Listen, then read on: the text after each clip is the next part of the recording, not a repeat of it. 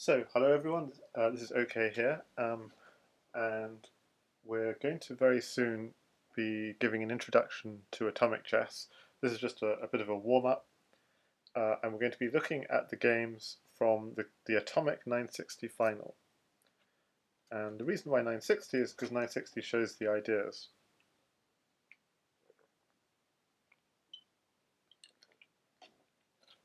We'll get to that in a second, but as a warm-up, we're going to do just a few puzzles. And this is from a document by someone called Rekursiv, Rekursiv, and I'll post it along with the video on YouTube. So, problem one, white to win in two moves. And when I first saw this, I thought, well, just go queen c2, drive the king to d1, queen c1, and then you have a simple mate with the queen. But that doesn't work. Queen c2 is in fact stalemate, because the king can't get to d1. The queen covers d1. So, the very nice move, there we go. The very nice move, which I did not see, was queen d5. Queen d5 cuts off the king, so the king can't go to this file. It can step up, but then you go queen takes pawn and you blow up the king. So in atomic chess, any piece or pawn that gets blown up will blow up all pieces, but not pawns, around it. So problem two, white to win in two moves. And something to be really aware of in this position is firstly there's a pin here, so if the knight ever disappeared, the bishop could blow up this pawn and it's checkmate. And the other thing, the queen is the most powerful piece in atomic.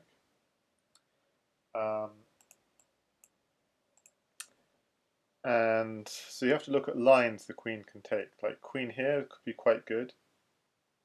Yeah, what about queen here?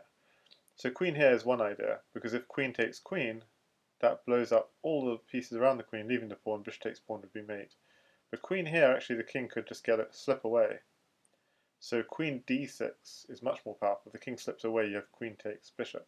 So queen d6 incites bishop takes d6, blowing up the knight, and then we go bishop takes pawn, blowing up the king, and it's checkmate. And I got that one right, and it is indeed queen d6. That's as far as I got in warm-up, and let's continue live. Just try and make sure that that's so I can see that you can see what I see. Yes, well, I see what you see rather. Okay, problem three. Okay, so activity is important, and the bishop is the active piece. Bishop here is simply pins this pawn to the king, and there's no escape. There doesn't seem to be anything else to it. So one active piece. This doesn't seem to be much of a problem. There's no defense, no counterattack. I don't really see that. That's, yeah, strange. Problem four. So the king is limited to those two squares. If we put the bishop here, then the king would be stalemated pretty much. So he would be forced to promote his pawn, which we then forced to take, and it would be stalemate. So it's quite important here to keep check. So bishop here check, king here. But then bishop here check, king here. He runs us round the roses, as it were.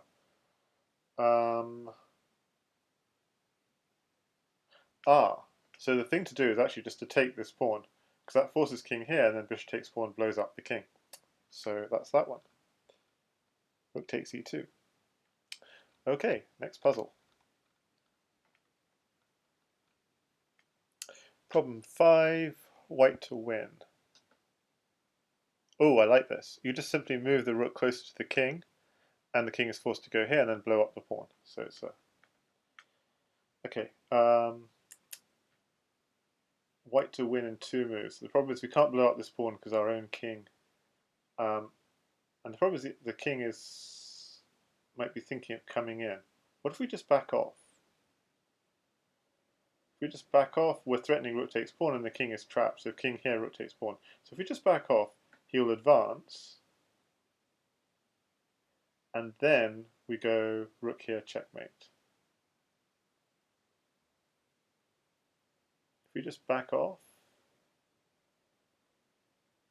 but what if, yeah, we're threatening rook takes pawn mate, so he has to advance his own pawn. But does it matter where we back off?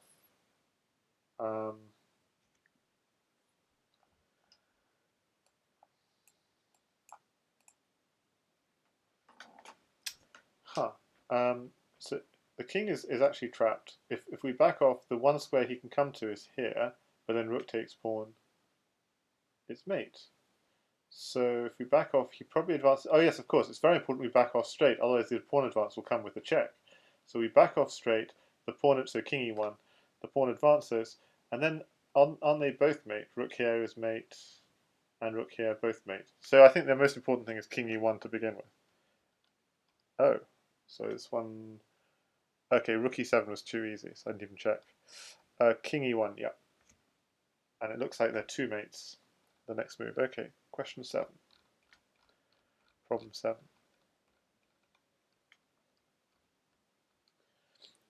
White to play and win.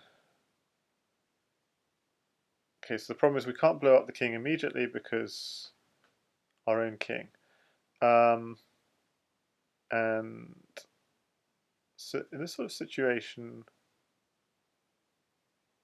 yes, what you want to do is back off, but it's not two moves then.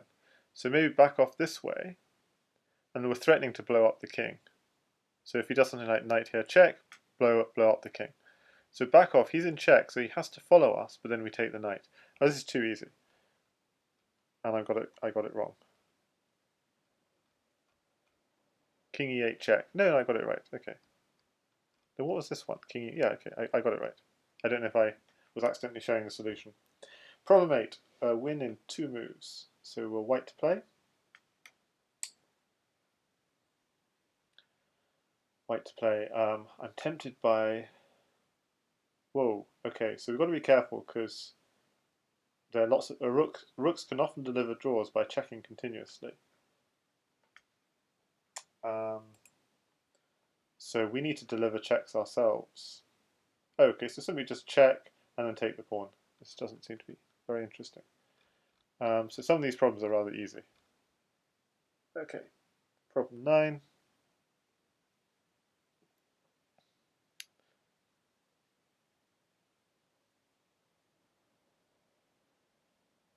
Okay, so again, we have to be very careful of this rook coming and checking us a lot.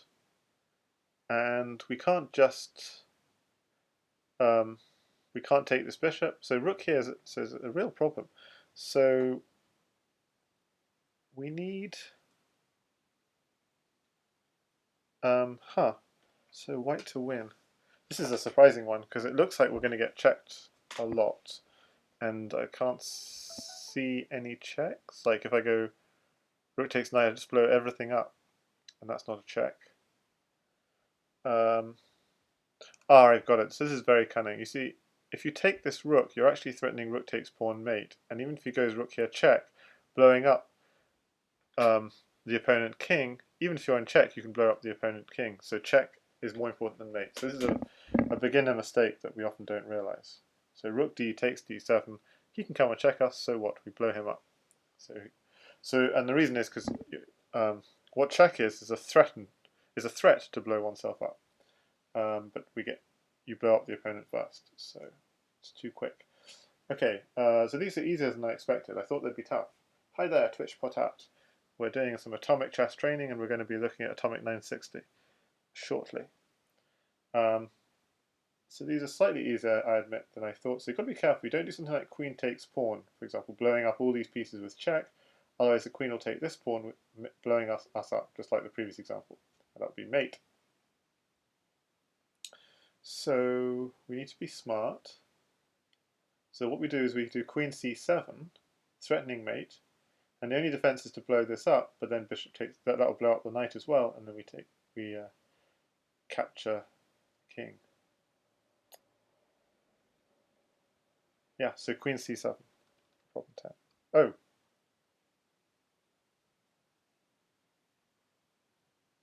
queen c7 is not right because king can run away. No, it can't. So why does queen c7 not work here? Queen c7. So it says queen d6. A similar idea. Queen takes queen and then we mate. So queen c7. Does queen c7 not work?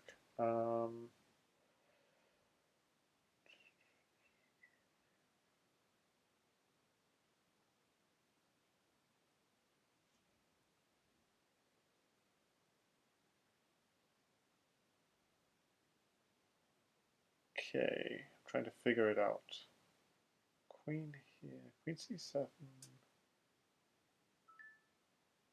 seems to work. Well, I'm not going to set it up. I'm going to check this after the stream and see if it really does work. So problem 11, 10, I've got to remember that. Problem 11. Okay, so although white is down a lot of material, queen, bishop, rook, so black's got another rook, extra rook and knight, you have to look at activity as well. So a move like pawn here is interesting. It's very active and threatens mate with either pawn takes pawn or pawn takes knight, blowing up the king. So the king either has to back off to f8 or g8, but then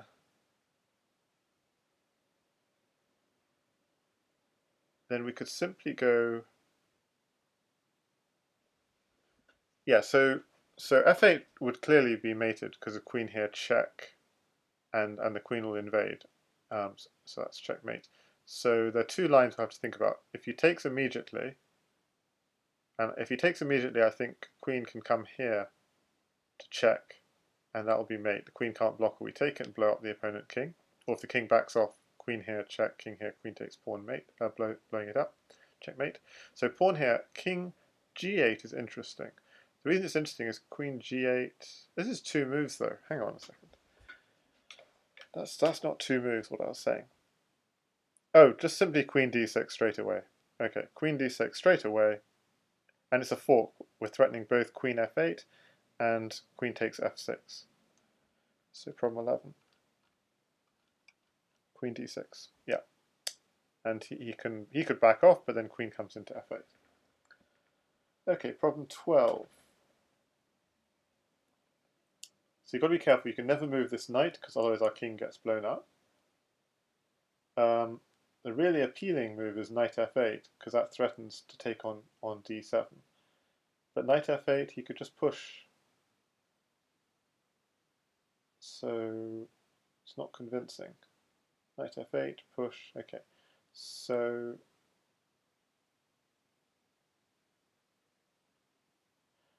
okay, I got it. It's actually knight to e5, and this is a classic square for the knight in standard atomic crazy house, because the knight on e5 forks both these pawns neighbouring the king.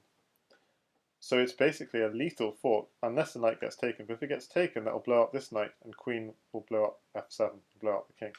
So knight e5, e5, the most important square for the knight in standard crazy house. Okay, most dangerous square. Okay, problem 13 is interesting because it says win in two moves. Error. b2 pawn to b4. Interesting. Instead of changing the position, they put in an error message. So you've got to win in two moves where the b2 pawn is actually on b4. Okay.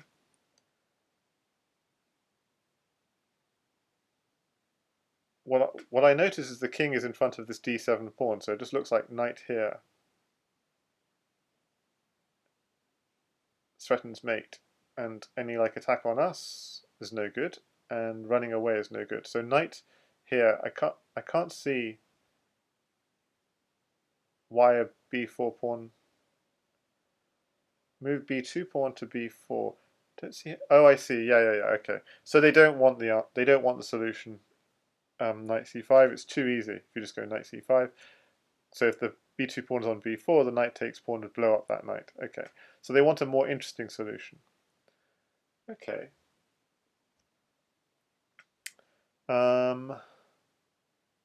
Still, it would be nice if we could get this one. Okay, so clearly we can't.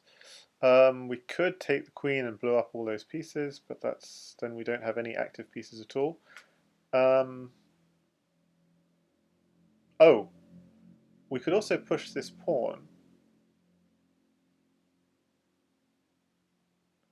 So push this pawn, threatens pawn takes pawn mate, and he can't back off ever because knight takes queen. He can never take this knight because it blows up his own king. So pushing the pawn, that pawn is stuck, and it threatens mate. So his only defense is actually to take this pawn. So push the pawn, takes the pawn, push this pawn, but then this is not two moves. Push the pawn, takes, push this pawn, king back, and takes the queen. But you want it in two, eh? Okay.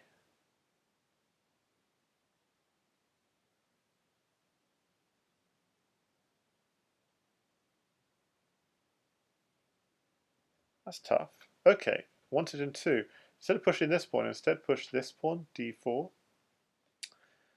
And now when you take, we're just taking. So yeah, d4. Problem 13, d4. Okay, we finally got it. Okay, so it shows how important it is to open up your queen. Hi there, Dutchy 2000. d4, yes, you got it. Problem 14, win in two moves.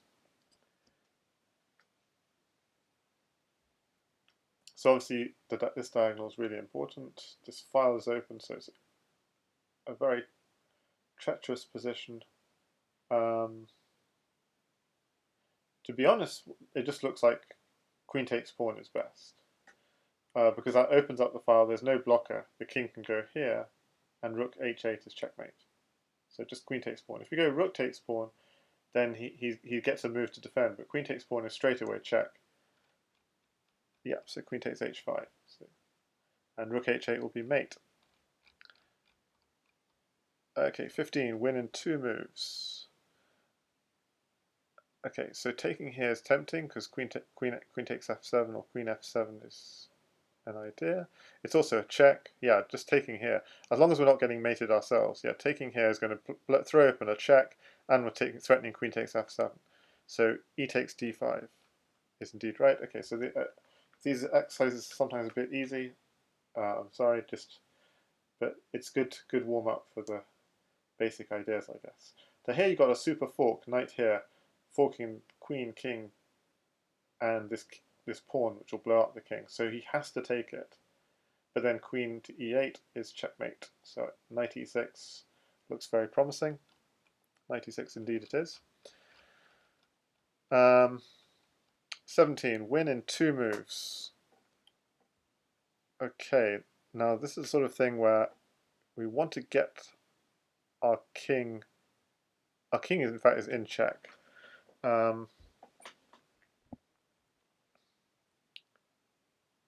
And we want something like queen takes pawn, but our own king is...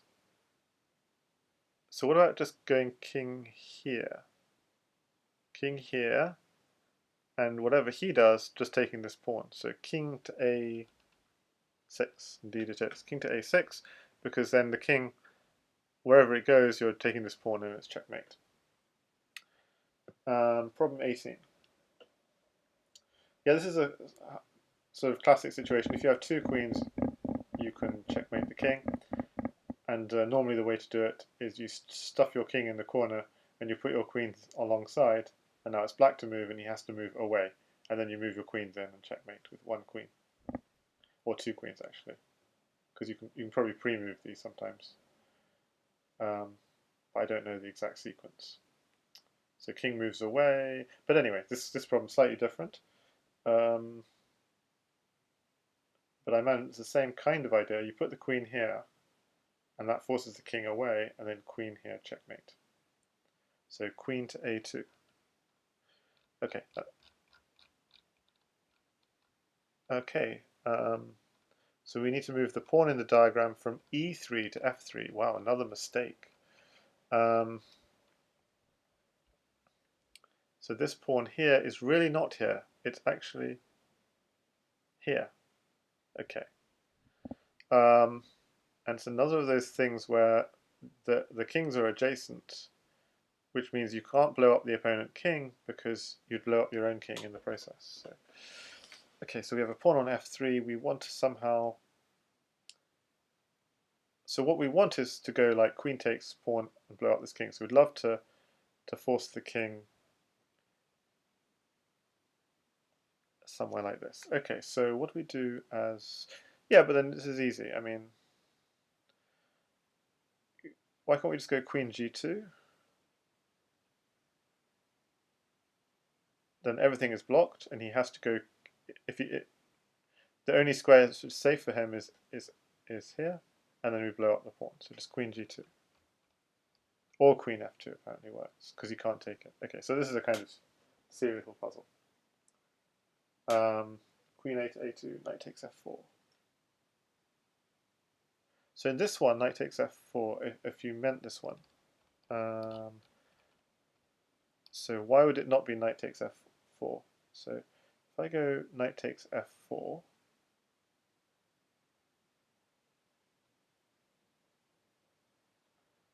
if I go knight takes f4, then he goes pawn here.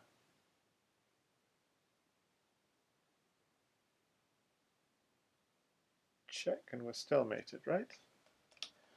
Pawn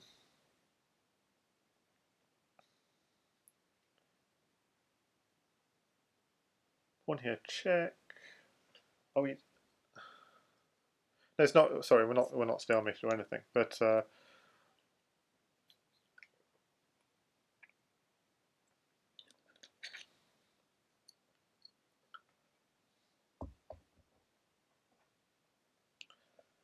okay, sorry. So in atomic, pawns don't blow up.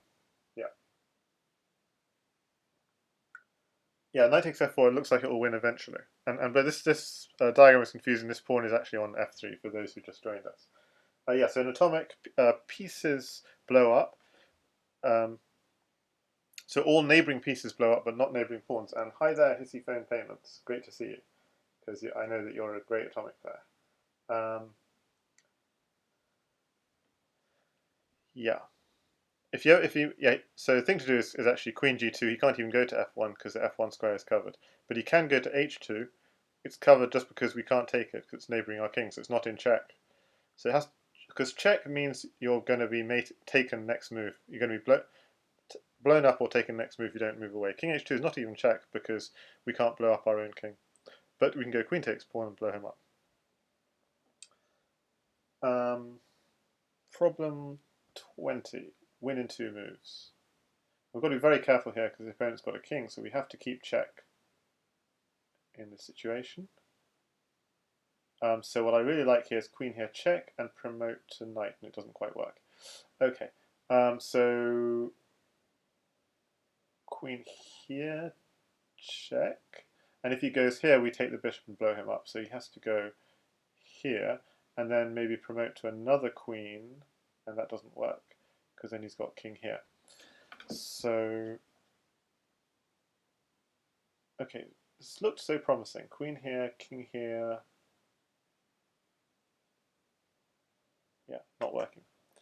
The diagonal check doesn't work because he could... Oh, it does work. Oh, wow. Oh, the diagonal check works. Okay, this is really interesting because I never actually figured this out.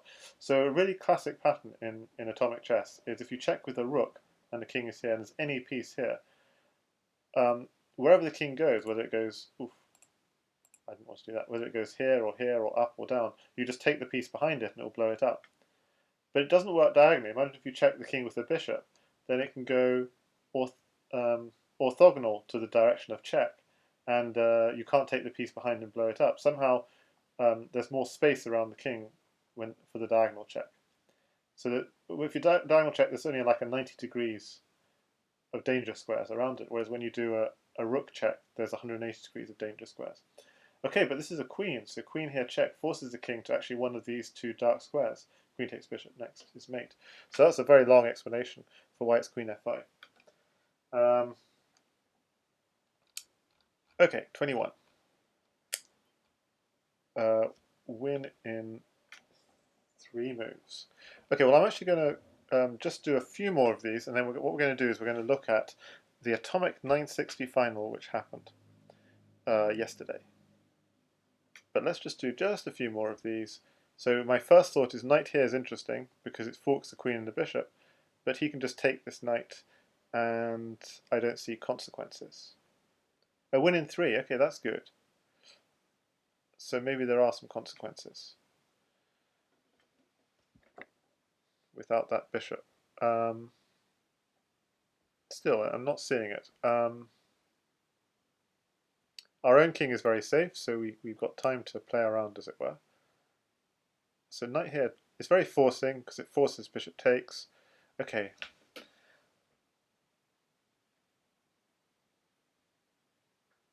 Queen here is also very interesting. Queen a3 is also very interesting, because that's a the pawn can't move, or we take the bishop behind it. So it's like an X-ray attack. He has to block. And if you blocked with the queen, knight takes knight, would blow up the queen, and, oh, but then pawn here.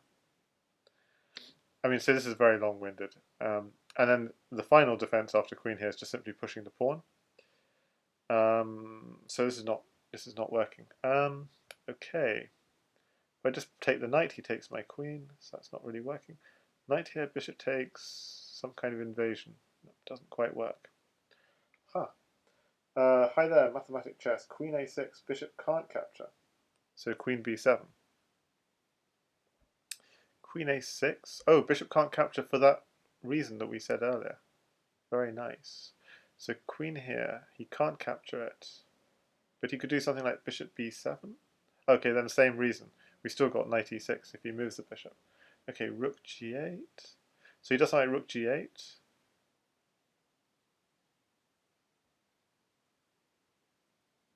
And then...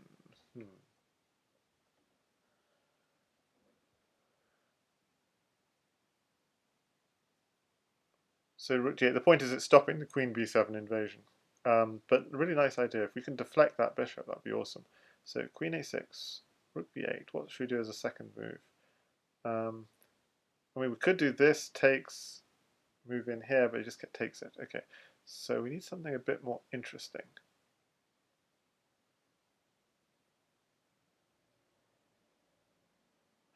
No, so what about knight here, bishop takes, queen here?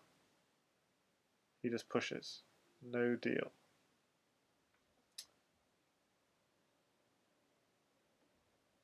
And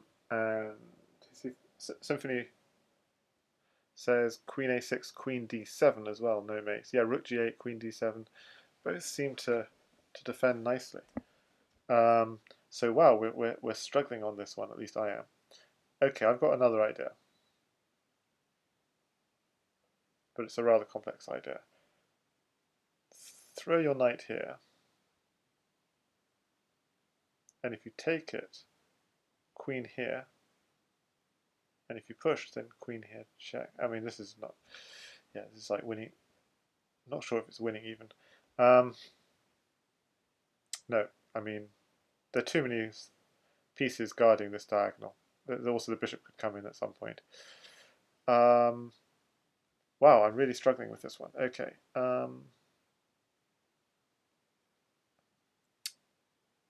Oh, I've got it, I've got it, I've got it. Finally, I've got it. Yes, I've got it. Okay, this was really tricky.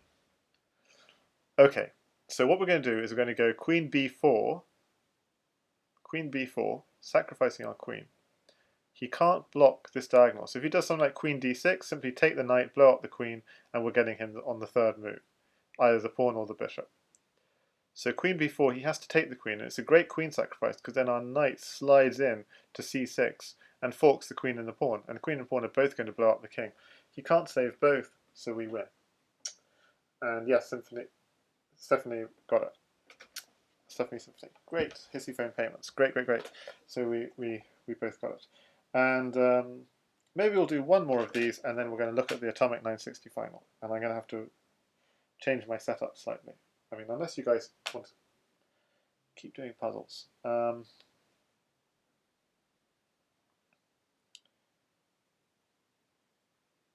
So this is just starting to get interesting, which is a shame.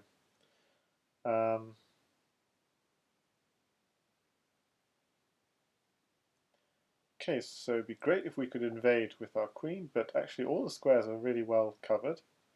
So we have to look at diagonals as well. So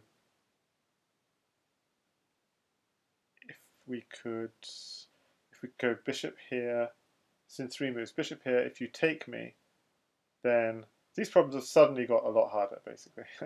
Then the queen can come into here, and that's curtains. So bishop here, you don't take. Maybe do some other defensive move. But this feels slow. But the bishop and the queen are the only active pieces. So what's...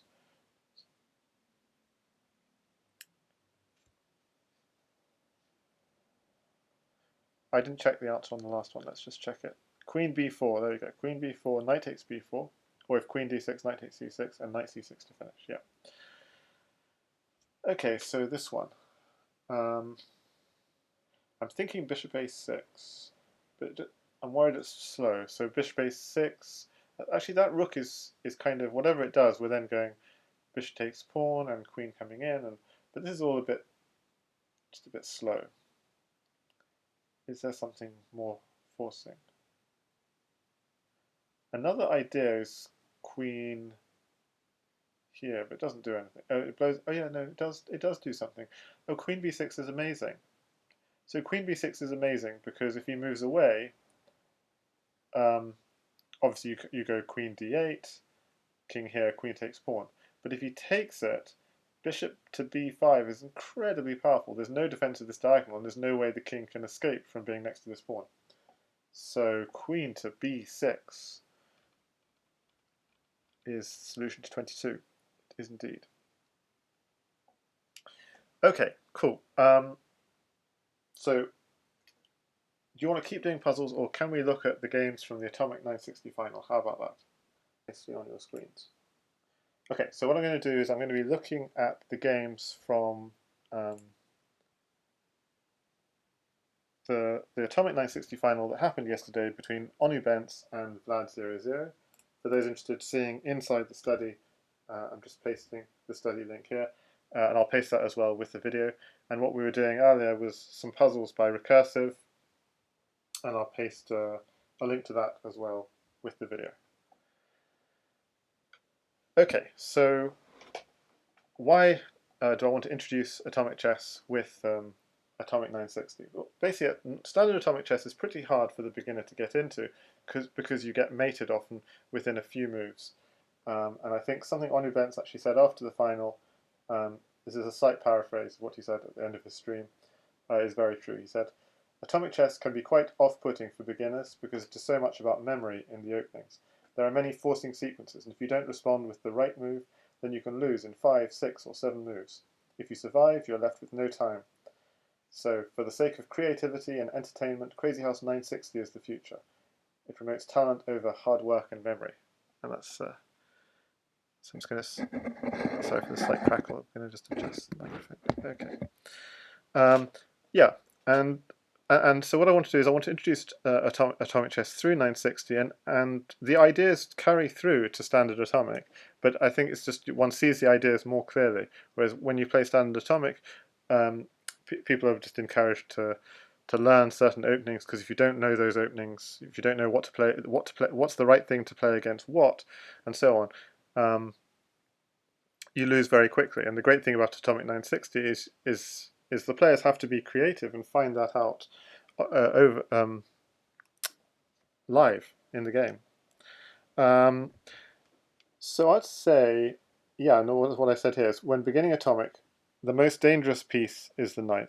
I'd say the knights are probably the best piece in the opening, and as the game progresses and becomes more open, obviously the bishops become more powerful, and the rooks, and the queen. But the queen actually is very powerful in Atomic, because in 960 Atomic, because straight away it could be threatening. Queen takes pawn, and if there's a king there, it'd be checkmate. So the first thing about the opening is you get mating attacks from move 1. And that's something like very, in standard chess, you can probably play almost any move on move 1, it's fine. In atomic chess, straight away from move 1, both sides are going for mate.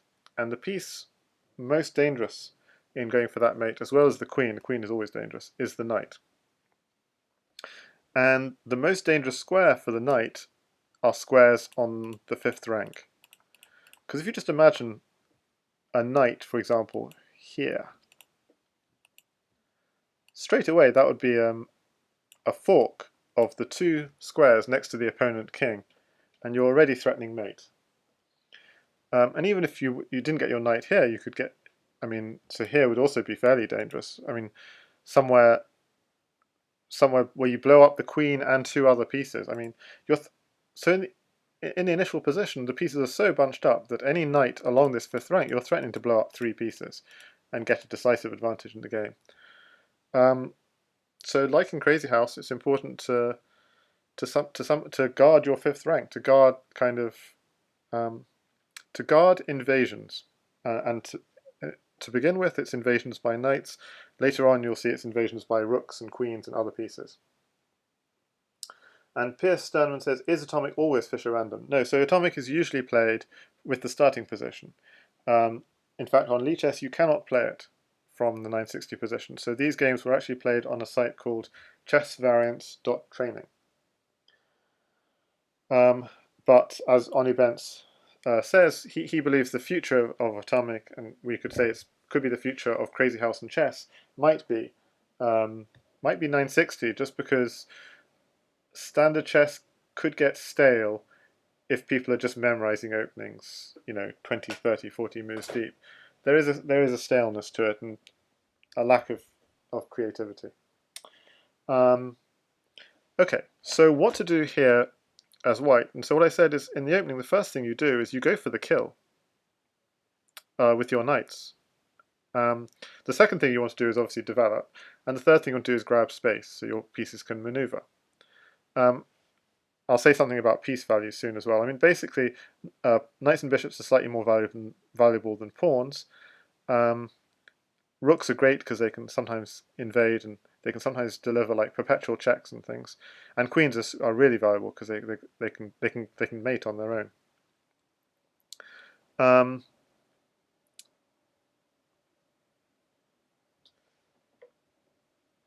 But when it comes to the end game, actually, pieces are not worth that much more than pawns, because pawns, if you have an extra pawn, that pawn can promote, and so you would have to sack you would often have to sack a knight or a bishop for the pawn. But what pieces give you is flexibility. Like a piece has a choice whether to sack or not, and the timing of the sack, and that's why a piece is slightly better than a pawn. But actually, when it comes to the end of the game, that pawn is a potential piece, potential queen even.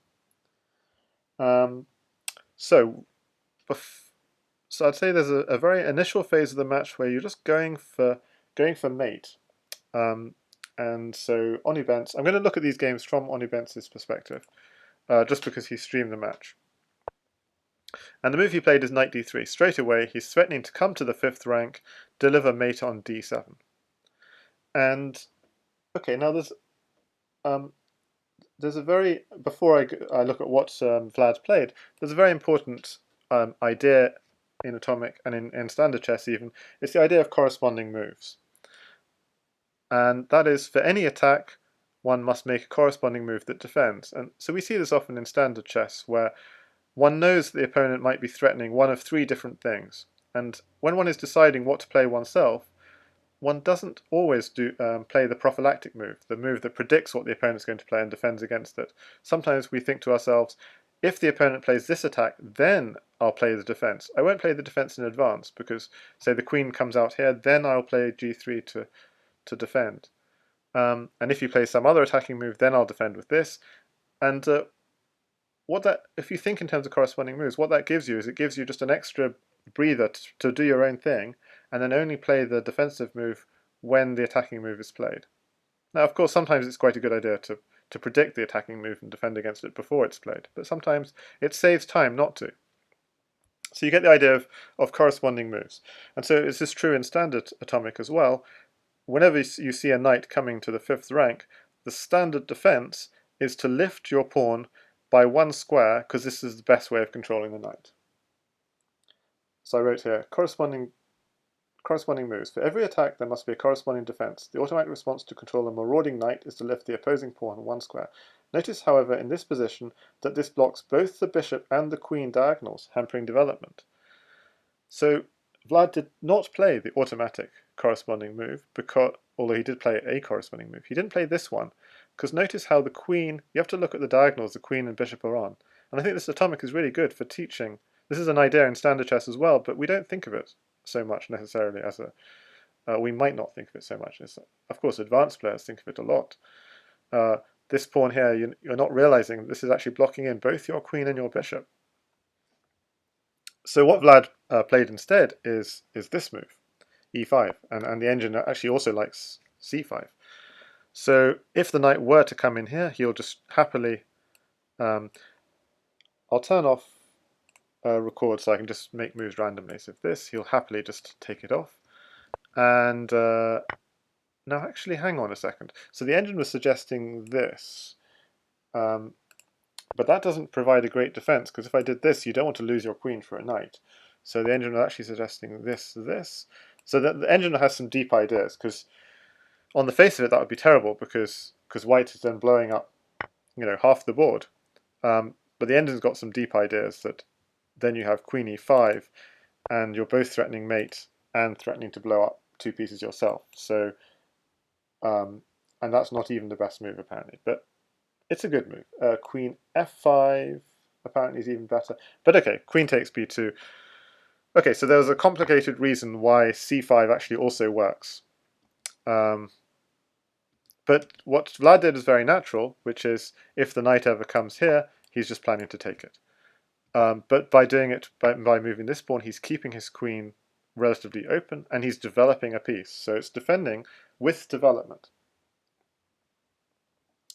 So open diagonals. This is a very important in atomic. It's in standard as well. It's just obviously if you memorize openings, you don't pay attention to this as much.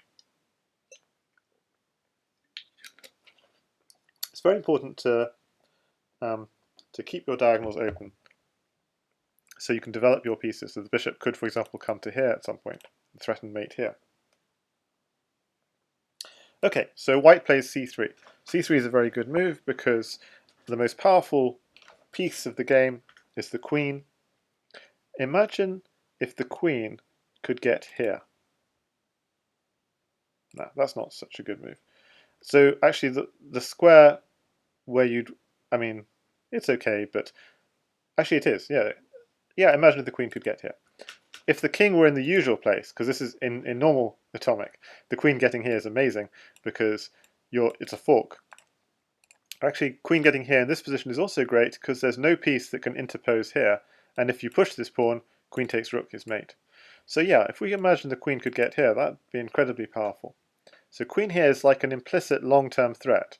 We could do a move like knight here, threatening to blow up the queen, and then go here, and with devastating consequences. So knight here, bishop takes, queen here, no defense. So c3 is already threatening lots of things. The queen is the most powerful piece in atomic chess, so developing fast is important. This is also prophylaxis against bishop b4. Okay, so as well as threatening mate, it's also prophylaxis against this. So meaning, why did he play c3 and not c4? Is because he was having an eye for defending. If you play c4, yeah, you could bishop b4, you could take it, but you'd be slightly worried about this diagonal. But they're both valid moves. f5. Notice how black is defending this threat, but it comes with a counterattack. This is a really nice thing. You defend with counterattack if you can. Bishop takes pawn, winning the queen. Wonderful move. But also, why does he play f5 and not f6? F6 would give you more security along this diagonal, but notice how the white queen and the bishop can't really get to this diagonal. So f5 is actually a lot better. This diagonal is not a weak diagonal. And what f5 does is it gives you extra space. And space is important. The more space you have, the more room you have to develop your pieces. So this is another important concept in atomic space. As well as developing the bishops, this also grabs the space in the center and doesn't create weaknesses. A2, G8. Oh yeah, so A2, G8, this diagonal is all under control.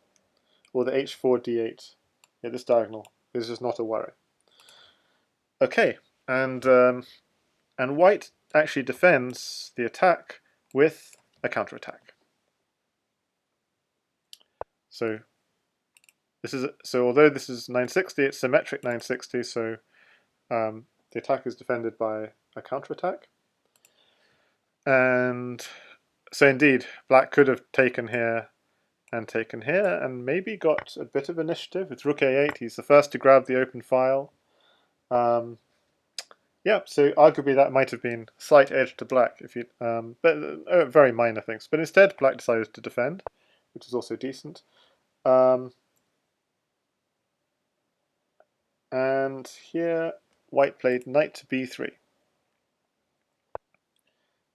Now, as I said, whenever you see the knights, the knights are marauding knights in the opening. They're always looking to get to the 5th rank.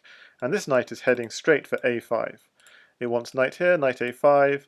If you don't defend against it, if you say play knight a5, then only b6, the knight comes into b7.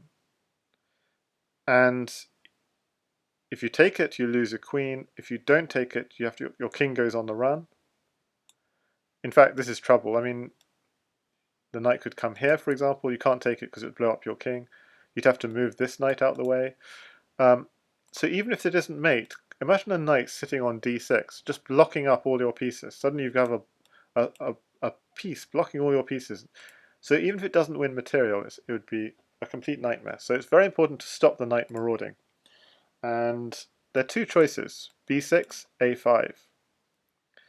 And what Vlad went for was a5. And you might say, well, why not b6? But the only point of b6 would be if you're worried about this diagonal. That would be one reason why you'd play b6. Another reason would be if you thought you wanted to put a piece here or here or here, sorry, here or here, and then if you had a pawn on a5, then when you took it, it would blow up your own piece. But black doesn't really have any pieces here or here. And ultimately, maybe the knight might want to come at some point to b6. So a5, a5, maybe in some future point, b5. So, I don't know, at some point the knight might want to develop to b6. So a5 makes more sense. It grabs more space for your pieces. If you play b6, you're blocking your knight anyway, so you might as well just play a5. So a5 it was. e4. Now notice there's a trap here. You can't take this. Or I was thinking queen here, but actually even stronger is queen here. And you can't block with the bishop because then you just could take the pawn and blow it up. Okay, but you can do this. So actually I'm going to have to consult. Oh, queen here is the thing. So there's a fork on this and this, and he could defend, say, with the rook, I'm guessing. Yep, but then you just blow him up. Yeah, and you win 2 pieces. So this is a very strong attack. So it looks like you're winning a piece here, but there's you get met with the counterattack. So this is a great way, again, just trying to secure space and knowing that there will be a counterattack. And black responded in kind, d5. d5 and f takes e5. So this is, when I saw this, was a very surprising move because it looks like it's opening up the diagonal for the opponent queen. Queen f5 loses. Oh yeah, of course. As Symphony says, you cannot do this. Oops, you suddenly lose your queen. You have to be really aware of these things in atomic. Yeah. So this move is very surprising. So what's it signaling? So the reason why onubense does it is he wants to open up the position. The reason I found it surprising is because it looks like you're opening up the position for the opponent piece. So what I feel this move was more like a trap. I think he was hoping for this, and then if queen f5, bishop e6, queen here takes. I don't know. I think he was castles. I think white would get slight edge in this sort of position. The king is quite safe. The rook can grab the open file and threaten mate and so on. But also, yeah, to a beginner, this looks like a very dangerous move because you're opening up the queen. But notice actually the knight is defending these two squares, and that was the reason why it would kind of, against a beginning player like me, it would provoke taking this pawn to blow up this knight because suddenly all black's pieces would be streaming in. But it doesn't work because white's pieces get in a little bit faster. So I felt this is more like a trappy move rather than and it turns out the best move, and this is kind of going quite deep, it turns out the best move in this position for black is actually g6. Because so what this does is it prevents any future queen to f5 because it defends the f5 square. It has long-term ideas of also moving your bishop to h6, which would be a mating threat here. And suddenly now, well, yeah, pawn takes pawn is now a threat, so white would have to push this pawn. Yeah, bishop h6 immediately actually doesn't work because the knight can interpose. But actually, the really nice move from black here, so a kind of crazy sequence, is actually, and knight f6, it turns out, yes, sometimes pieces aren't worth more than pawns, because knight f6 actually allows black's pieces to really develop nicely if you take it. So knight f6, if you take it, then bishop h6, and this is now suddenly a mate threat. You defend, now the queen comes in, and you defend. You can take the queen and the knight, and you renew your mate threat on d2. You have to defend like so. Black can then castle, and if you push the pawn one square or two square, like you go like pawn here or something, the problem is there's this, which is a check, and you're hitting the rook, and that will be mating soon. If you go like this, then again there's rook takes, hitting this rook. If you move the rook out of the way, this bishop is coming in, and then this other rook is coming in. So black's pieces just stream in. So notice how white was the one who provoked the opening up of the position, but if black had found this move g6, then it would have been black taking advantage of these open lines.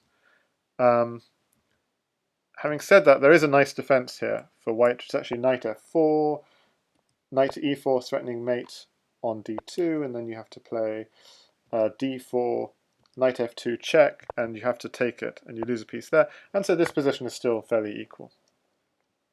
But it was a very risky move, this opening up the position. But I guess it paid off. Castle's queenside, so just black didn't fall into the trap, but he castles queenside. Notice there is a long-term ideas of this as if things open up, rook takes d2 is a threat.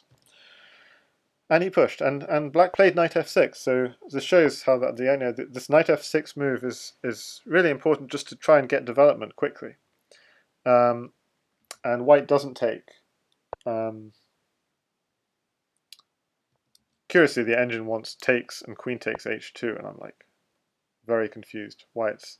I think it's probably because then there is no rook to defend along the e-file. So the king is actually fairly vulnerable, but that's way too deep to go into. So knight f6, g4. So g4 is threatening to take this knight without opening up the e-file, because white's weakness is actually that black suddenly gets to the e-file and creates havoc. f4, so he doesn't want to lose his knight. Knight back to f2, and black played knight to e4 again, threatening threatening mate on d2.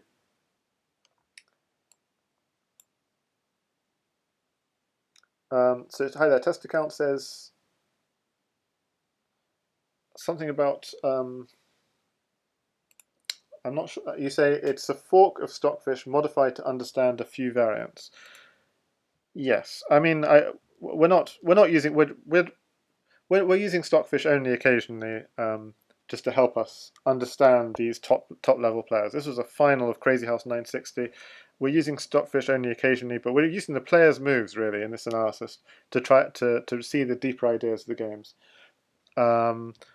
So here there was a very nice move from Black, b5, with the help of Stockfish. We'll see why b5 was indeed an important move for Black in this position to create some luft for his king. So it's another kind of grabbing space. What about parking the knight on d2? Yeah, so I think it just gets taken. So what happened in the game was knight here and knight takes. Obviously, this knight is very dangerous. Absolutely, if you push this pawn, the knight will just come and park on e2, and it will just scupper your development for ages. So yeah, Tweaker saw, you're absolutely right. So that's why White immediately grabbed this knight, and that's how the game continued. But I'm saying probably Black should have played this b5 move first before continuing his attack, just to create some more luft around his king. But what happened in the game was this takes, and again, b5 here again is an idea, but he played this move, so ideas of developing the bishop to here or to here. And always in this position you have to be slightly wary of passed pawns, because you could end up having to sacrifice a piece for a passed pawn, or else to blockade it. But I guess the philosophy of corresponding moves, here it's completely fine. If you ever push this pawn, the queen might invade, possibly. The bishop might come in, and so on. So pushing the pawn is not valuable. So if I push the pawn, you could blockade. You could blockade for the rook. So there are many blockading pieces, and it will just open up this square for the queen. So this pawn is actually doing a job here, where it is. Okay, so g6 was played. So Tweakasaur says, is it a good idea in general? Absolutely, it's a good idea. Even though like a piece near the opponent, any piece in the opponent's half of the board, often it wins material, and we'll see this in some of the other games. But even if it doesn't win material, it's just completely cramps your opponent. It controls squares in your opponent's half of the board, and just cramps your opponent. So yes, a very good idea. But something we won't see in these games is if you've successfully cramped up your opponent, you shouldn't then exchange off pieces, because if your opponent gets to exchange off all his pieces, then suddenly he won't be so cramped up. So if you've managed successfully to cramp your opponent, you need to really put pressure, and not allow exchange of pieces. Develop your pieces to better squares, and just try and turn the screws on the opponent. If you just exchange off all the pieces, when it comes to an endgame, a piece next to the king will mean nothing. So keep the position closed.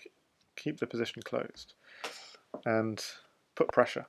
So bishop here. Okay, so this is why b5 was important, to stop this. This is actually the winning idea from White, and White is winning this game now because of this idea. Bishop to b5, a simple idea. Bishop here, check. King here, and this is exactly what you said. You've got an annoying. It's not even winning any material, but just an annoying piece controlling squares around your opponent king. The queen would be stuck behind the opponent king. Complete nightmare. And White would just slowly develop his pieces. Maybe open things up, open the position, but not trade off the pieces until he has some mating attack. So queen c7, quite a nice idea. It's giving the king luft on b8. You didn't give him luft on b7, so he gives it on b8. But now there's a very nice combination that onubense found. Bishop check, king here, and bishop here. It's an X-ray attack. If you lift the pawn, you checkmate by taking the knight. And so black actually has to give up the queen for the bishop. So White's got a winning position now, thanks to that little attack that onubense found. Game continued. Knight d4, and if you take your As we approach the endgame, pieces and pawns are worth about the same. It's just the idea of he just wants to open up the position, get his bishop in. Bishop here, blockade. Very important, you don't let those pawns run away. What black did take, white castles. Knight b6, b3, bishop here. He wants to blow up the queen. No, thank you. h5. Okay, now this is dangerous because if the h-file opens, rook takes h2 as a mate threat. So he makes sure this stays blockaded. If you push, this sort of idea. He does take though. Maybe, yeah, this is good apparently. Takes, okay. Now what's white's idea? White's clearly up material. Black's only hope is some kind of mating attack. And so what's white trying to do is trying to just use his extra material, try and open up files on the opponent king. So c4, very good move. d4, c5, knight here, c6. I mean, c6 is pretty good. You're threatening mate in one. b5, oh, you're winning the opponent rook. And notice we don't take the rook. And maybe I didn't say enough about this. There's another really important idea in chess, as in atomic, is tempo. So if we took the opponent rook, it would be black to move. No, so sometimes we would want to do that because the enemy would have like a threat. Maybe the rook has a way of, if we don't take, the opponent has a counter threat of some kind. But if you know the opponent would take back, you actually play a move, and we'll see many examples of this in the games, like this, where the opponent then takes back, and now it's your move. So it's a way of gaining a tempo. Rook c8. So it turns out this is the first point when white had a clear-cut mate. Rook c7. Now on the face of it, the black king is just about safe because if the rook just chases the king around, the king can't be mated. If there was just say a pawn here, then what you do is you chase it around until you get the configuration. We have a rook here, king here, pawn here, and then take the pawn. But this is actually mating. Thanks to, okay, the rook on its own can't do anything. So if it was rook here, king here, and there was a pawn here, you could just go rook here and take this pawn. But because the king has so the rule is as follows: if there's a 2x2 square with none of your own pieces neighboring the 2x2 square, you're actually safe. So the black king is safe from just the rook mating it. So white needs more pieces, but he could have done something like this. And the idea is, this is a dangerous move going for knight takes rook checkmate. You have to get out the way. So he's going for a mate here. This is, again, we don't have time to mate. If you just try to go checkmate, you actually lose because you get blown up. Getting blown up is more powerful than mate. So you have to defend first. Okay, so we lose the rook, but then we have check and checkmate. So this would be like one way of. So if black decided not to move that knight because of the danger of opening up this diagonal, maybe another way of defending would have been rook h5. So we're threatening to blow up the queen. But again, we try and mate with the rook. We get taken, takes, and notice this would open up this bishop. And now this is no longer a safe square. So now we can find the mate. Rook takes pawn mate. So this was a forcing sequence after rook c7, but you'd have to bring your pieces into the attack. So rook here, every piece comes in and it would be a mating sequence. But this is fairly low time for both players, probably down to the last 20 seconds, despite it being 3+2 with increment. So rook c8 was played. This is still very good for white because he's simply material up. Check. I mean, just taking the rook was fine here. Just taking off material. Your queen, in an open position, your queen is going to mate. So in fact, queen c2 directly was lethal. Bishop c5 takes. What else do you do? If you go bishop here, just take it. So bishop c5 takes, rook here, just take the rook. I mean, if you were caring about tempos, you'd go queen here and make the opponent take the rook, and then push. But we don't even need to care about tempos. You can just take and push our pawn. But unfortunately, rook c7 was played, rook here check was played. He was just trying to gain a couple of seconds extra, and then white played just a disastrous move. And the problem is bishops can move backwards, and he's just opened up this line on his king, and he's mated in two. Bishop here, check. The diagonals are very powerful. They drive the king up the board, and it's checkmate. So a huge turnaround. As Stephanie Symphony's his phone payment says, Rook c8 is practically good, just trade rooks, and black has nothing. Absolutely, Rook c8 was great. Absolutely nothing, and then, oh, what a shocker. Playing this in time pressure, and the game suddenly turned. Vlad takes game 1. So, in game 2, the same position, but with colours reversed. So hopefully, I mean, this is the purpose of this is both to show these games, but also so people get a feel for Atomic without, when you look at standard, feel for the real ideas of Atomic. Okay, going for material. Bishop takes pawn, going for the queen. Yeah, so what onubense played was c5. This is a great move. You're both defending and developing your most powerful piece. Just want to show you something, what I mean about even more important than material is going for mate, especially first thing in the opening. Knight f6, a wonderfully tricky move. This is really beautiful.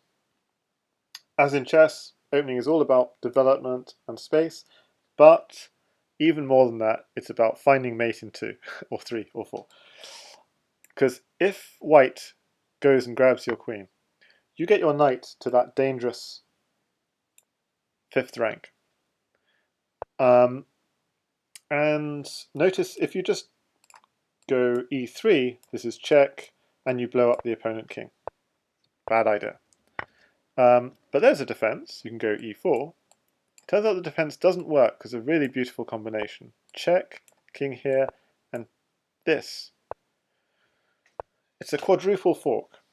If the king steps this way, you blow up this pawn. If it steps this way, you blow up this pawn. If it goes back, you blow up one of these knight and rook. If one of these knight and rook move out the way, you blow up the other one. This is a really beautiful illustration of the first thing to do, if you can, in Atomic, is go for mate, especially with the knights. So knight f6, very beautiful move.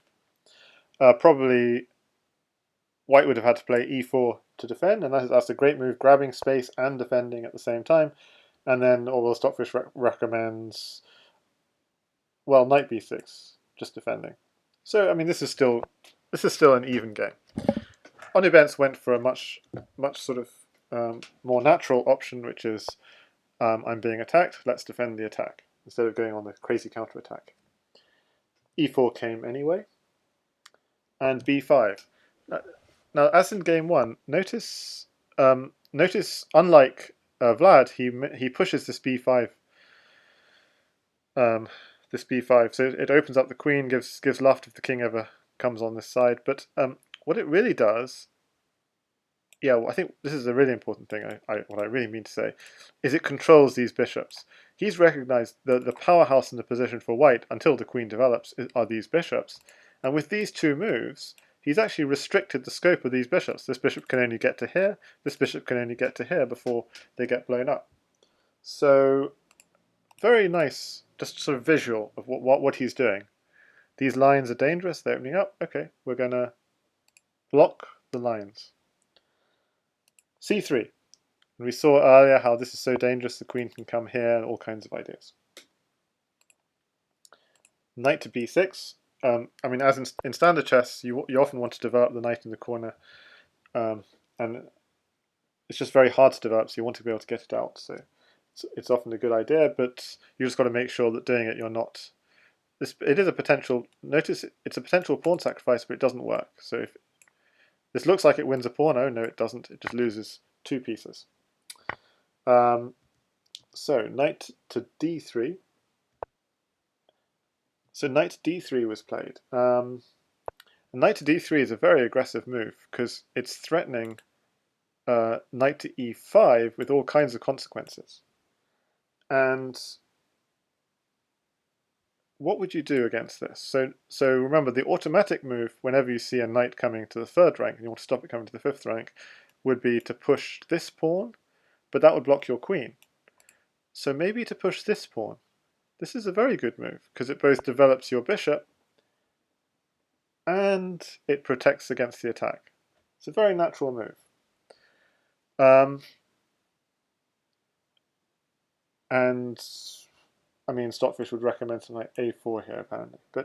And then you go bishop a2. It's this is, yeah, I'm not quite sure. Knight e5 anyway. The idea being you have to take it or you're going to get mated, but now you've given a square for your queen, so the queen just gets some. Okay, so this would be pretty decent for black.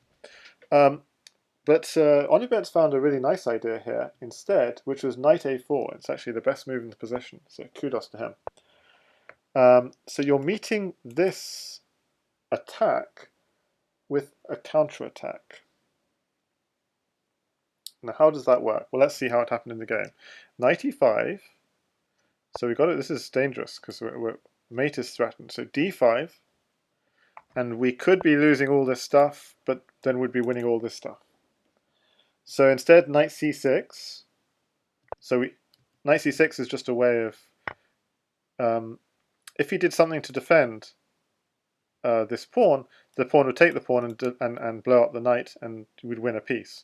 So knight c6 is a way of saving that piece, just a desperado save of the piece for a rook, and then defending. So very nice sequence, and black is doing really well. And knight to b2. You just stick your knight, even though it's not mating, it's not winning material, you just stick your knight in the opponent position. And this is in fact what Tweakasaur was asking, and I call this a thorn. Although this knight can neither threaten mate nor win material, it is. I mean, we'll see it. If the king goes here, knight goes here, bishop just takes the knight. So it doesn't really get the job done on its own. However, it's a thorn in white's position, impeding development. So imagine if white ever develops. So as we see knight here, you don't go knight here immediately, but what you do is you just, as you continue to develop or something, if ever white went knight c2, oh, then you do this, and he loses his knight. If he ever does queen c2, same. So it's stopping him from developing. The queen is also stuck on b1 for the same reason, just can't really make progress. If he were to do this, then you're opening up lines for my queen, and yeah, this doesn't work anyway. The queen can't even come here because you'd blow it up. So white is in real trouble here. King to e1, f5. E5 is also strong, apparently. So e5. Sorry, what am I talking about? E5 is not also strong. E5 was just random moves I was playing. I'm just getting confused. F5 is good. F5. So why F5? I guess it's all about controlling this square, but we'll see. Knight F6. Yeah, here probably a really strong move is Knight F6, and we saw this in game one as well. Just opening up lines for your pieces. So you want to keep that thorn there and just develop your pieces. You get your queen onto the e file and mate. And white's pieces are just not badly coordinated. That's if he does d4. If he does another move like h4, for example, trying to get the rook in to protect this file, then we go e5 here, take this pawn. Why not rook here again? I think I thought about this earlier. That doesn't work because knight d3 takes, so you just lose your rook straight away. So again, you just see the power of that. So rook here, then you go knight here. Now what's the idea of that? Oh, so if you want to throw in a check, and if ever the rook comes here, you just take it, maybe. Here takes. Okay, so why can't? I'm trying to remember why can't we just do a normal move? What's the threat here? Bishop to d6. I think the threat is actually just going here and here, and taking anything that's blocking. That was what I remember. But okay, so knight to f6 was a very nice idea, but onubense missed that. But he went g5. Okay, just grabbing space. It's good. D4. push, okay, takes. I mean, this is a very difficult position. So what Vlad is trying to do here is he's trying to get some activity for his bishops, because there's some dangerous diagonals here.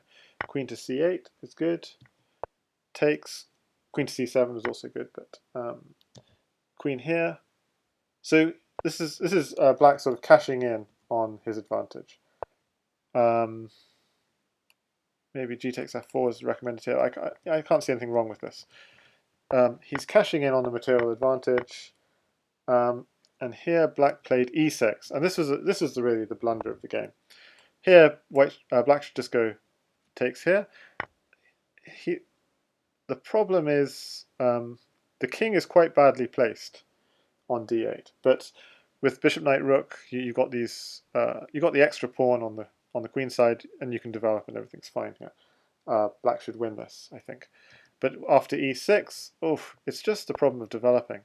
Suddenly, what does white do? He just gets the rook to the open file. Oh, and I was just saying here in this position, maybe taking was fine. But the reason why players often in atomic play moves like this, bishop d6, is they want the opponent to take because then they save themselves an extra move. But taking was also okay. But that's why often you see these sorts of moves. Now, rook c1. White is simply invading with his rook, and despite black having more material, his pieces are just badly positioned. And so onubense went for attacks, threatening mate. But as long as white staves off the mate, and this is the winning move. So notice the rook on its own can't quite mate. So if you just go rook here, just go here again. There's a 2x2 square here with no neighbouring pieces. When I say neighbouring pieces, I don't mean diagonals. So these squares are all empty, and you have a 2x2 square for your king. So the king on its own was safe, but what happened in the game? The knight comes in, and that's it. Knight takes pawn is coming, and black resigned. So bad king position is what lost this game for black. Again, a very promising game from onubense. Stephanie Symphony says, actually, this position is probably drawn after bishop takes a2. Bishop takes a2.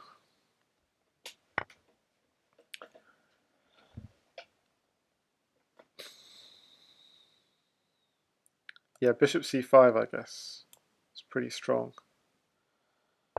Because we need to somehow develop, this is the problem. Knight d6.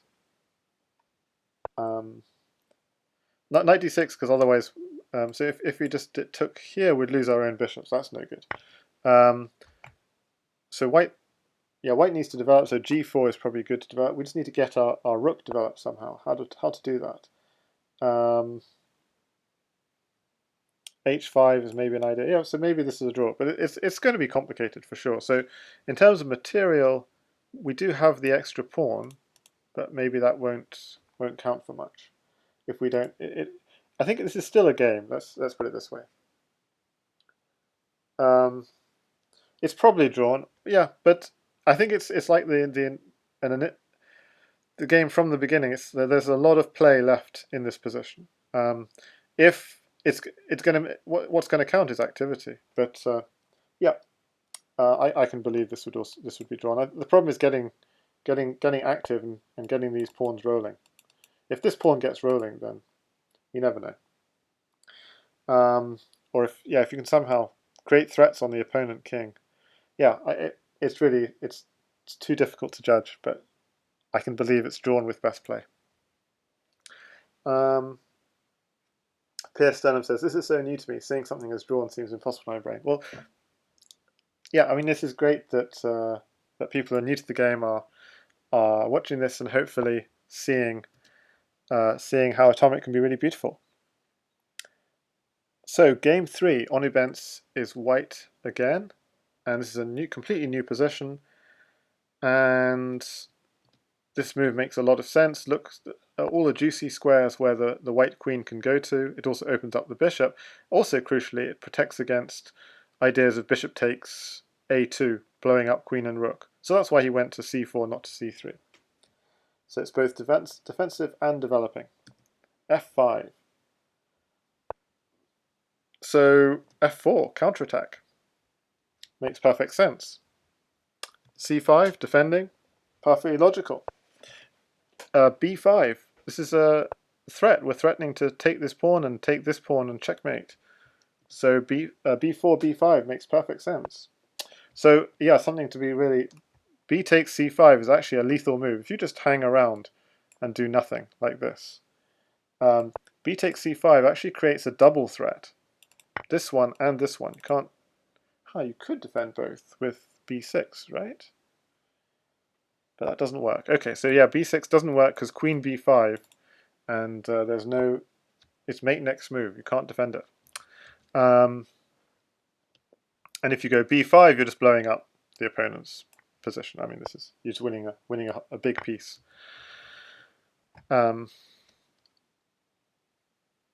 Okay, so b5 is perfectly logical.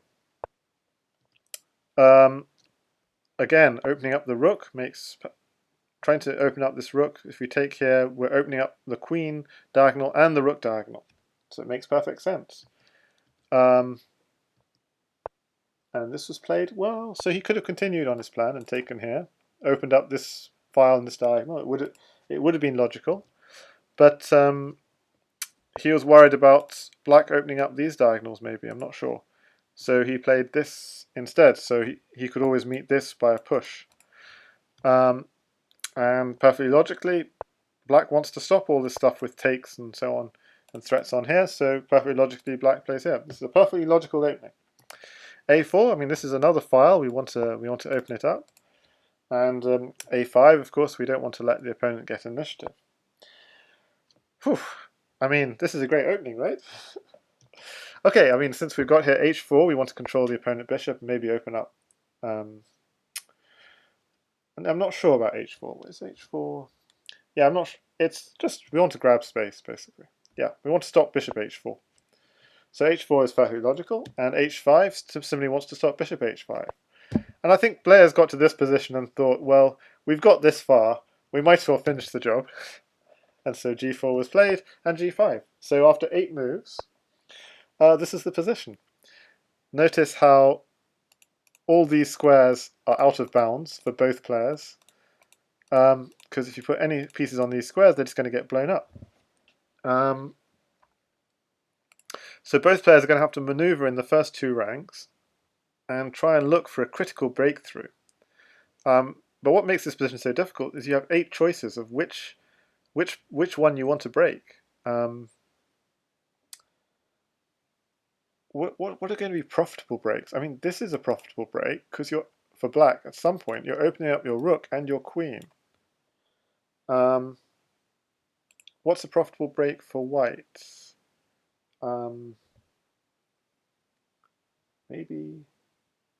Maybe these ones at some point, I'm not sure. We'll see.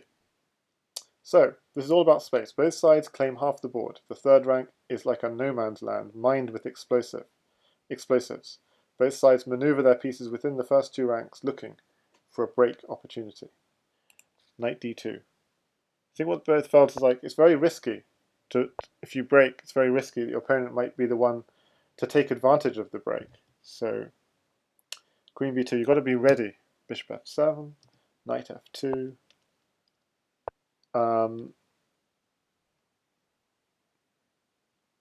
So Stockfish has ideas of d takes c4.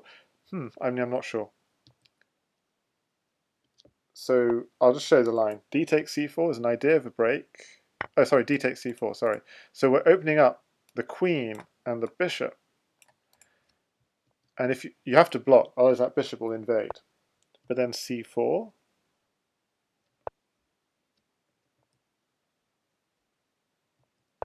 c3. Gosh, this is annoying. Queen is threatening to come in. Maybe take the knight and blow up all these pieces. 4 pieces for a queen is a good deal.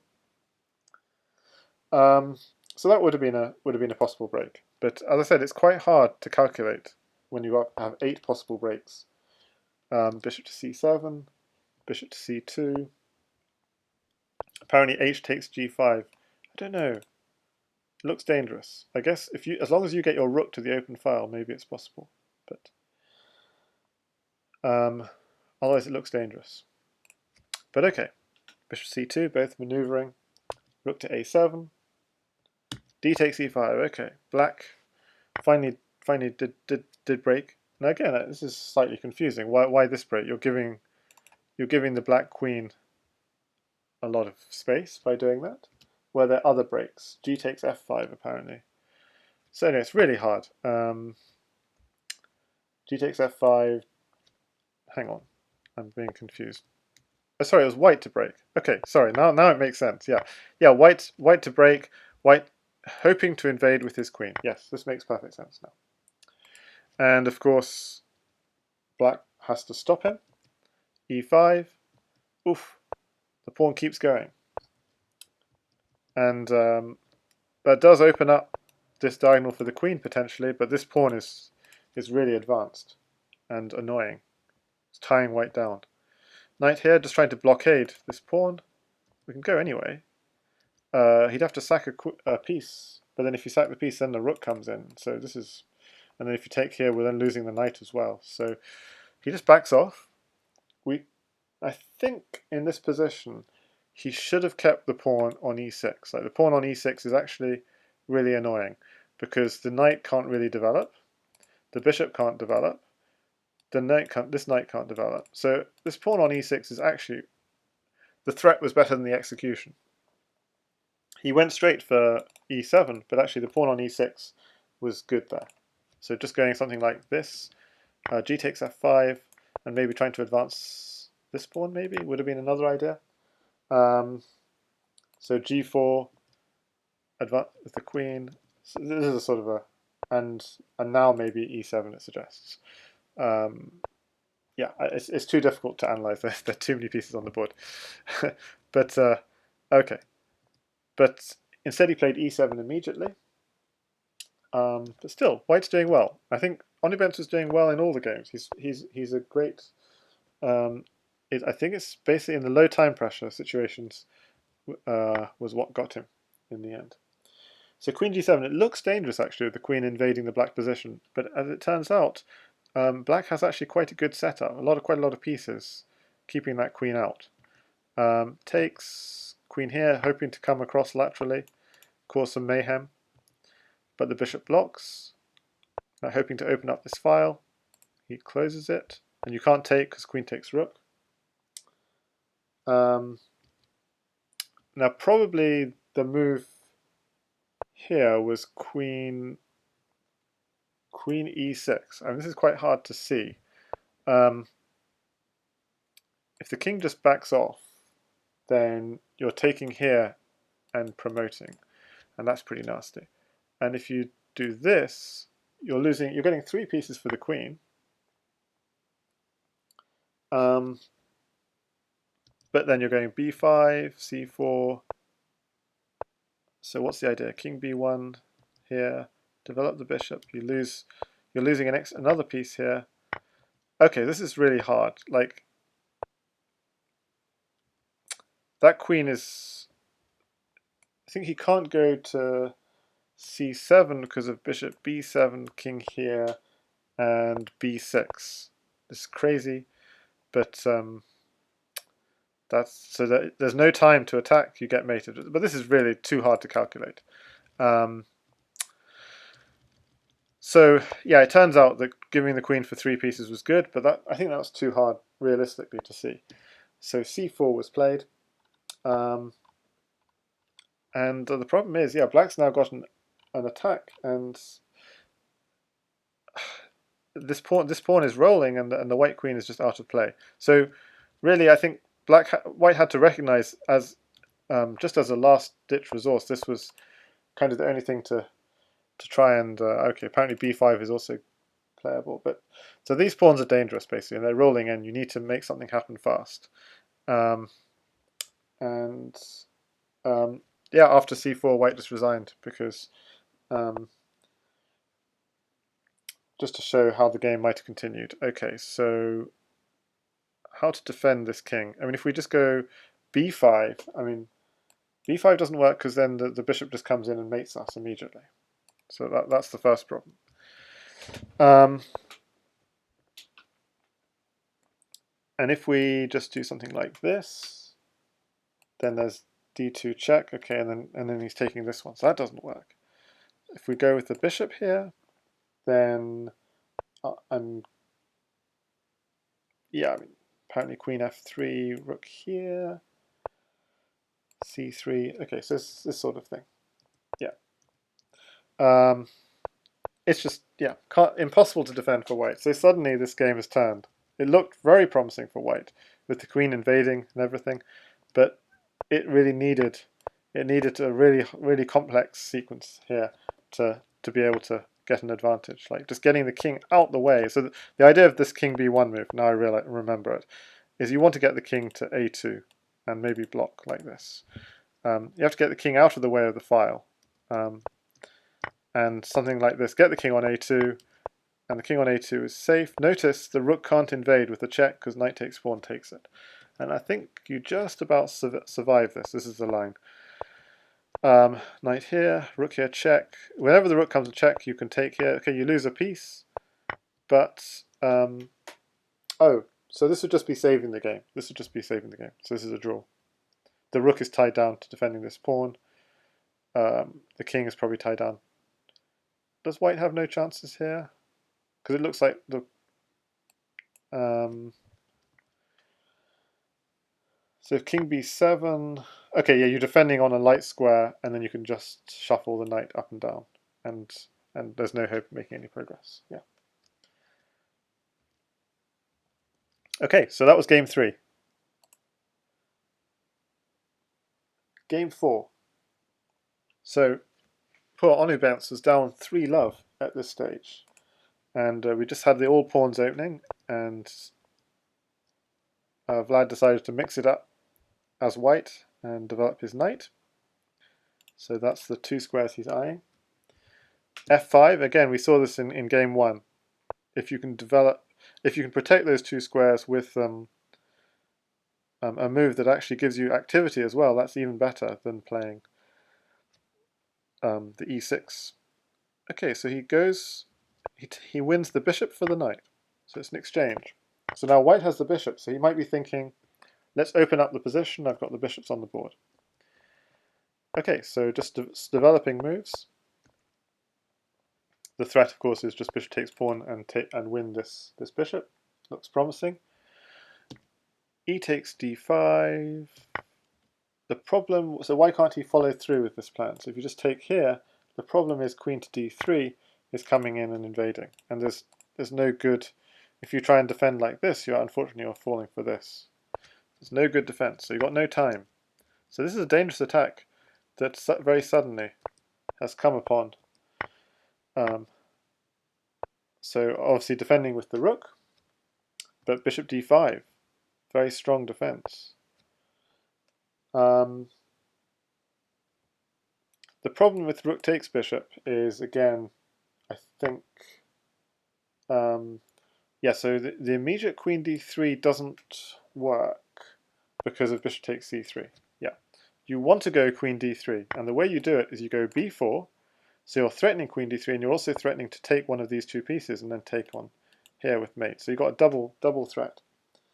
And actually this is forced mate for white. I mean, if you just try to, what do we try and do? So if we just did a random developing move, now we can go queen d3. So, and how else to defend? It's just not possible to defend that queen d3 move. So queen d3 is the real threat. So very powerful move. What happened in the game? So he didn't take this bishop, so he recognized this is a problem. So he goes for b5. And again, notice this doesn't work because you get mated. So black is safe for now, but not doing well. b4, so it's allowing queen d3 at some point. Knight e6, and now queen d3. And queen d3, amazing move, because now the threat is bishop takes rook, and there's no mating counterattack. Knight d4, and yeah, knight d4 to try and just block it off, but Just very strong play. He throws in the check, king to c7. He takes this, so he's threatening queen takes rook mate. Of course we take the queen, but now the rook invades and captures back the black queen, and yeah, so I'll just play that. This is a really beautiful sequence. So just from the beginning, what an amazing game from Vlad.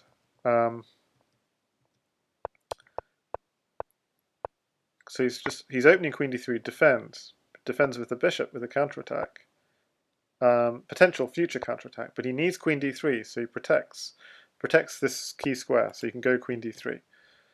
Trying to develop, now he goes queen d3, tries to block it, checks, he takes the knight. Okay, we sacrifice the queen, but our rook invades, and we get your queen as well. And this final position, you have knight and bishop against knight, bishop, and two rooks. Hi there, Katask. So this is so what a game, game 4, and Vlad takes a 4-love lead with that game against onubense, who beat Katask in round 1 of this tournament, of this Crazy House 960 knockout event. Not Crazy House, I keep on saying Crazy House. Atomic 960. So the format was, notice in game 4 onubense was black, but the format was actually 8 games rather than 10. 8 games of 3+2, but after 4 games, players swapped colours and played the next 4 games so that the opposite player got black first. So now onubense needed 4 wins in a row to get back to 4-4, and he was black again in game 5. So Vlad just needs a draw to win. And again, onubense from the opening really, really strong. Straight away, he's threatening queen here, either checkmate or winning a queen and 2 pieces.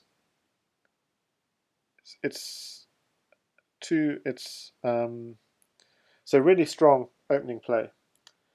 b3 defends the mate. Actually, the best move from white was actually c4, and we'll see why in a second.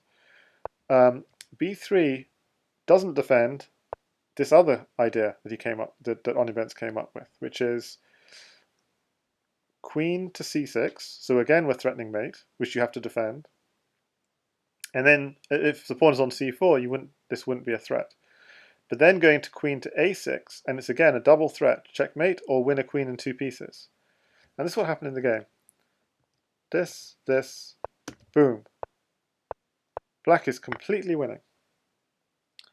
Knight h5. Okay, so he can get some counterplay. So he gets some initiative.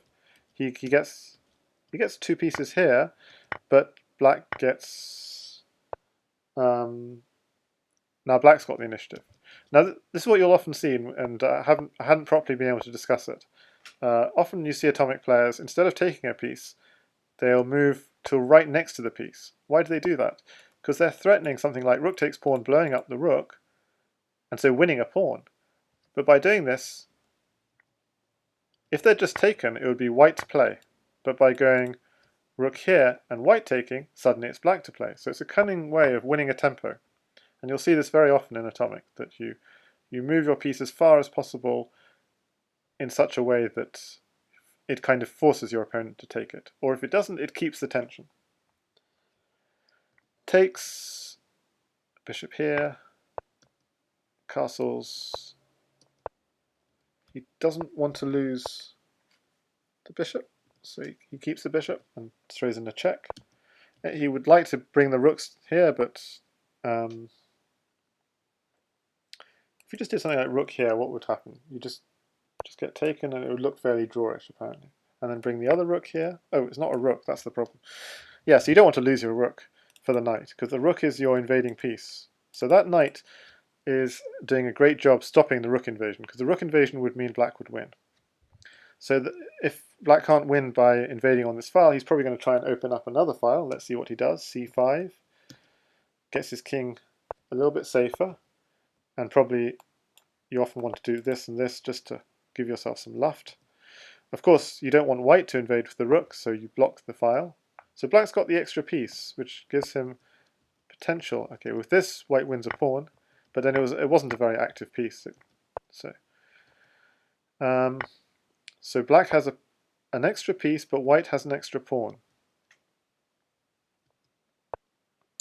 And remember, white just wants a draw here. So there, take it. Here. Takes. White just playing for the draw. Rook c8 check, check.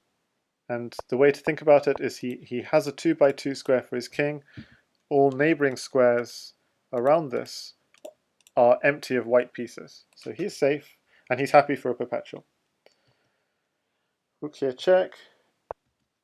King e1. Now here, actually, black does actually have, despite this supposedly safe square, black does actually have a winning idea. Rook d1 here, and then bishop d5. There's no time to throw in checks, because blowing up the opponent king is checkmate. So you're forced to push. Then you take this rook, and now you're in a position where, okay, you're a pawn down, but you have a rook for the pawn. And this is actually a theoretical endgame win, and I'm going to show you why. For the side with the piece. Although in the endgame pieces are worth the same as pawns, the great thing about the piece is it can decide when to sack itself for the pawn. So f5, king c8. Now the idea of this is it's very important for black to bring his king over, so when white gets a passed pawn, his king is in position.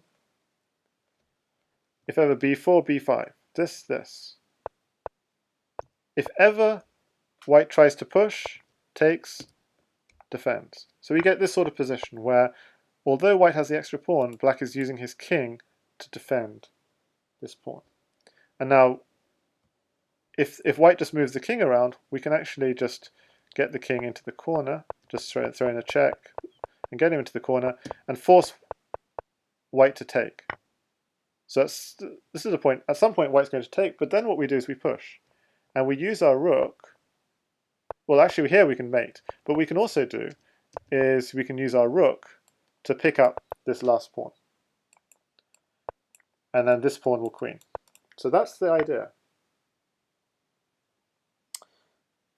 And Katas says, this is a really cool winning technique. I lost to Grand Lapin like this. And just to go back to the initial position, if ever white takes immediately, push, and you get your rook in, and you sack at the time of your choosing. Notice you've pushed your pawn so far, the king can't get behind it. Your king is just in position to stop the queening. So that was onubense's chance. That was onubense's chance with this really tough idea. Bishop here, exchanging the rook off for the bishop. I think the extra, yeah, that was the chance. If you just gone rook here and then taken here, then maybe the bishop. I'm not quite sure what this apparently is a draw. f5. You don't want to sack the bishop just yet. f6. So let's just get our king in position. So what's the problem here? Yeah, the problem here is yeah, the bishop can't zugzwang the white king. That's what it is. You just put the pawns on dark squares, maybe. There's no way a bishop can do anything against a white king. The bishop can't do the zugzwang technique that we saw of getting the king into the corner. So a miner can't do anything. So it was very important in this position to actually. This is a really nice idea of managing to win the rook for the bishop, and now suddenly this changes everything. And Dan says, yeah, the pawn versus a miner is typically a draw, especially if white can pawnetize. And pawnetize is when white puts his pawns on the opposite color of the bishop. So even if white had the same number of pawns, let alone one extra, he can hold the draw. Because the opposite of pawnetization is you use the bishop to sack on a pawn, and then you're a pawn up and win the pawn endgame. Okay, but onubense missed his chance, and the game ended in a draw as follows. There's nothing going. He throws in a few checks, and that's it. It's a draw, and Vlad wins 4.5 to half. Congratulations to Vlad, and that was the Atomic 960 final. I hope you enjoyed it, and hope that gives you good insight into atomic chess. So when you do try and start playing, for those who are new to the game, or you're playing standard chess, hopefully this gives you kind of ideas of. It's not all about memorizing openings, and there are nice ideas behind the openings. I'll just repeat what onubense said, which is what I said at the beginning of the stream. Yeah, atomic chess can be quite off-putting for beginners because it is so much about memory in the openings. There are many forcing sequences. If you don't respond with the right move, then you can lose in 5, 6, or 7 moves. But if you survive, you're left with no time. So it's bemoaning standard atomic. But for the sake of creativity and entertainment, Crazy House 960. What am I talking about? Gosh, I'm crazy. Atomic 960. Gosh, okay. So this is quite funny actually. I have Crazy House on my head because I do my channel is a Crazy House channel. Of course, Crazy House 960 is the future, but this is not what I wanted to say. And now I don't even know how to edit it. Well, that's hilarious.